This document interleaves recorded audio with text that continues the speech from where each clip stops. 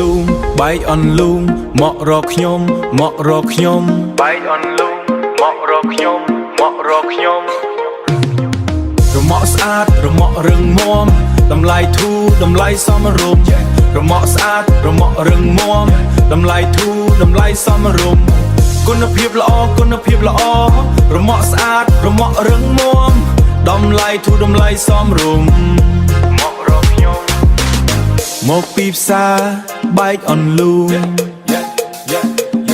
ដើរមកត្រង់ដើរមកត្រង់150ម៉ែត្រប៉ុណ្ណោះចិត្តធនាគារម៉ែត្រប៉ុណ្ណោះចិត្តធនាគារ AC លីដានៅខាងស្ដាំមើលឃើញភ្លាមនៅខាងស្ដាំមើលឃើញភ្លាមទីតាំងស្រួលទីតាំងស្រួលរកបានភ្លាមរកបានភ្លាម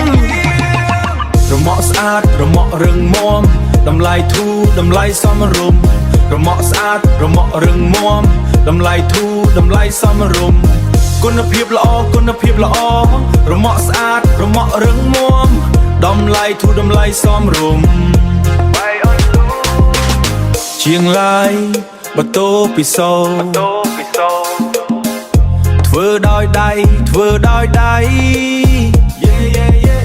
រមាក់មករឹងរមាក់មាំរមាក់ស្អាតទាន់សម័យចង់ចរចាចង់សួរម៉ៃចង់ចរចាចង់សួរនាំតម្លៃមិនថ្លៃតម្លៃមិនថ្លៃមកទិញមួយមកទិញមួយគាំទ្រខ្ញុំគាំទ្រខ្ញុំរមាក់ស្អាតរមាក់រឹងមាំតម្លៃធូរតម្លៃសមរម្យរមាក់ស្អាតរមាក់រឹងមាំតម្លៃធូរតម្លៃសមរម្យ